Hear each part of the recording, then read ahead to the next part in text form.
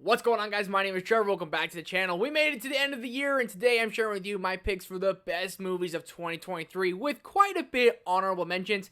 It's been a fantastic year for movies. I've seen about 55 2023 releases, so I had to narrow it down to about 15, including the honorable mentions. I'm about to share it with you, but before I do, let me know your favorite movies of 2023 down below in the comment section. Hit the like button, subscribe button, notification bell. Let's hop into this, starting with our honorable mentions. Starting with our honorable mentions, we have Creed 3. Love what Michael B. Jordan did with this one. Jonathan Majors was a great antagonist to him, and I'm excited to see where they go with Creed 4.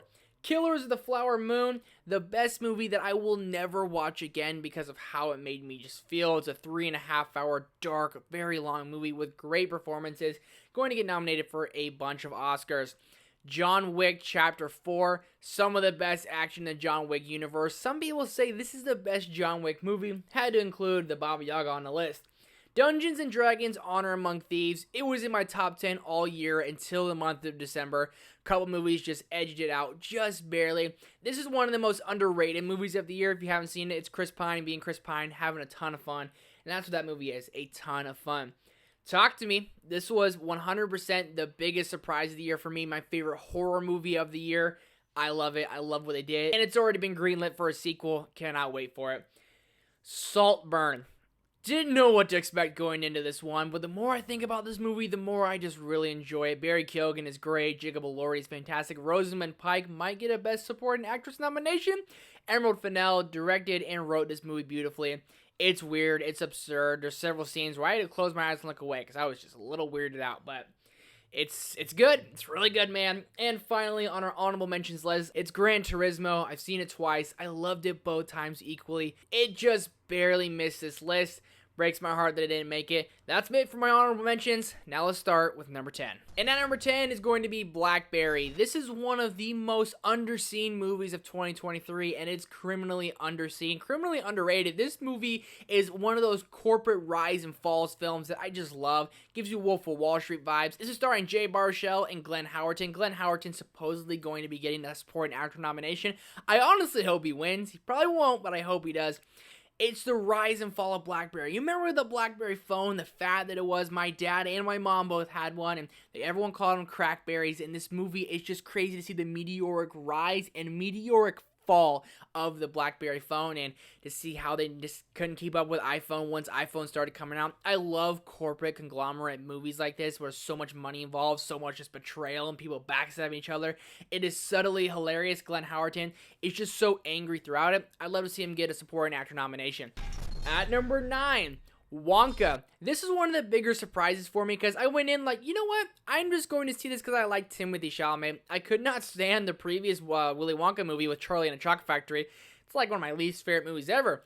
I had hesitations going into this one. It put them all to rest. Timothée Chalamet is fantastic as Willy Wonka. The music and the musical numbers are done so well. It's so beautiful to look at.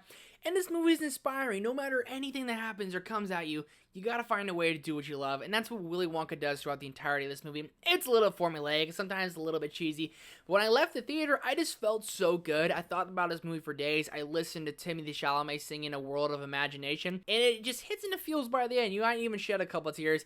It is a ton of fun. Did not expect to enjoy this one as much as I did. I loved Wonka. At number 8, The Hunger Games Ballad of Songbirds and Snakes. Another big surprise of the year for me because I love the Hunger Games franchise. So I was very nervous going into this one to see what they're going to give us.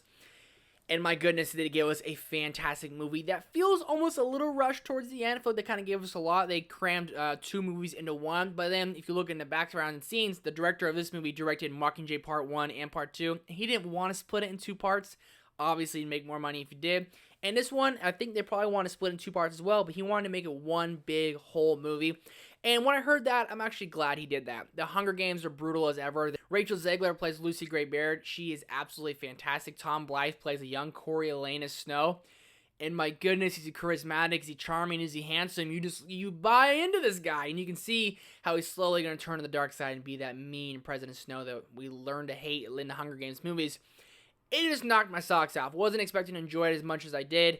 but man, was it great. At number 7, The Holdovers. Paul Giamatti, give this guy the Oscar nomination. This movie is one I will watch for the rest of my life around Christmas time, and it makes you feel all sorts of things. You feel sad for these kids who are left at their boarding school. They are the holdovers because their parents are too busy to come and get them.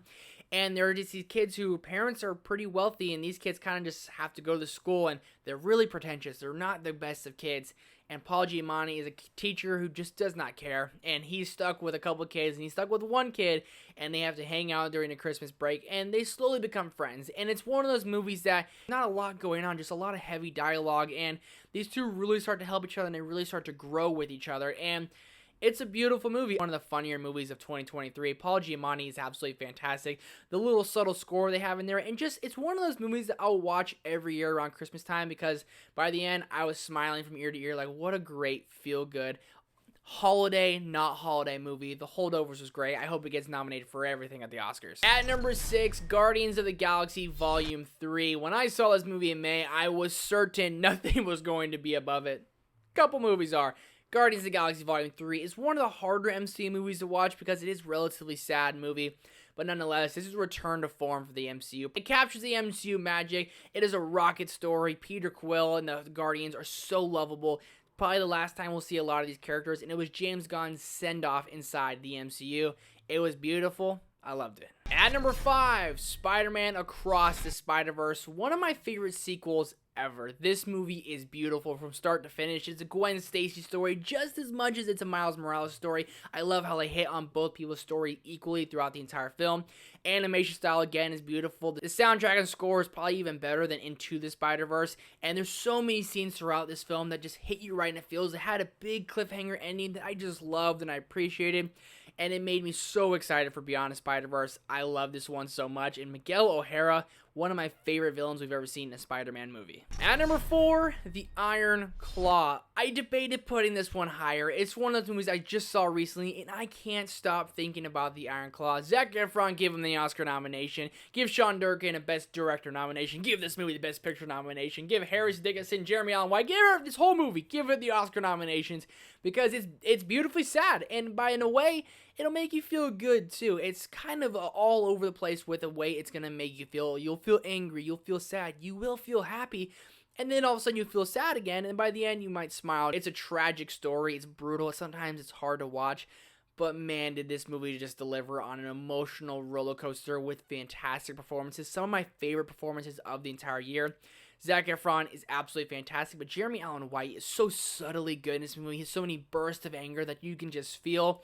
It's one of those movies that I thought was beautiful. My wife cried her eyes out, and I can't stop thinking about it, and I'll probably put it higher when I'm done making this video. At number 3, Air. I've seen this movie countless times now. It's the movie that I watch if I'm on an airplane. It's just my comfort film this year, and that's 100% why it's in my top 3, because it's my comfort movie of the year. Movie I can toss on anytime. Doesn't matter what time it is, and I'll love it. I'll have so much fun. Some of my favorite performances of the year, I love Ben Affleck, I love Matt Damon, but Jason Bateman's great in this movie as well. It's just such a well-rounded cast and such a fun movie about the creation of the Michael Jordan shoe.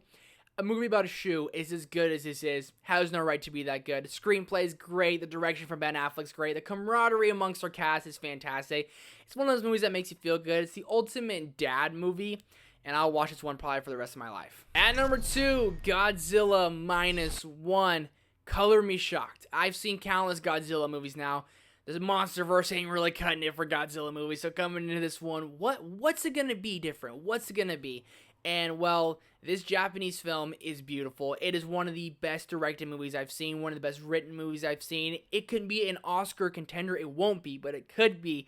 And Godzilla just happens to be in it. And that's what's so beautiful about this movie. Godzilla just happens to be the villain in it, but it's not even focused on Godzilla. It's focused on our characters and our heroes of this film, on how they're trying to turn their lives around. The way the movie's edited, the way it foreshadows so many things. This film gave me chills, knocked my socks off. I could not believe what I was watching sometimes. I was like, how is this movie have a $15 million budget and Godzilla looks that good? But these actors and his performances and everything is just so pure, and they left it on a cliffhanger. I'm down for a Godzilla -2. Give us a sequel. It was beautiful, and several times throughout it, my jaw dropped to the floor with the shot selection, the cinematography, and the choices the director made. I was just wowed. I was astonished. I was speechless. I was speechless when I walked out of the theater. Like, I cannot believe that movie was that good. And to see a foreign film in theaters with like 20 other people, that was a really cool experience, because a lot of times foreign films will stir people away from watching their movies. There was 20 people to see a foreign film. That was awesome. It was beautiful to watch. Several moments I think of now. This might be my favorite movie of the year. But my favorite movie of the year, number one, and I'm keeping it at number one because it's been there since July, it's Oppenheimer. Christopher Nolan's my favorite director of all time, and he gave us one of the best movies of the entire century. It is just beautiful from start to finish. I had to rewatch it one more time before making this video. On rewatch, it hits just the same as it did when I watched it in IMAX. And I got to see this movie in IMAX in 70mm. It was beautiful. One of like 6 theaters in the country that actually got it. It was so cool to watch. Performances across the board are done so well. And the editing choices that Christopher Nolan makes throughout this film really just help narrate the story so much better. A movie where people are talking for 3 hours about basically history. Never thought I enjoyed it as much as I did, but I did, and Oppenheimer is my favorite movie of the year. That's going to do it for my 2023 best movie picks. Let me know your picks down below in the comment section. Thank you guys so much for watching and for being here. Hit the like button, subscribe button, notification bell. Thank you for all the support in 2023. I'm very much looking forward to 2024.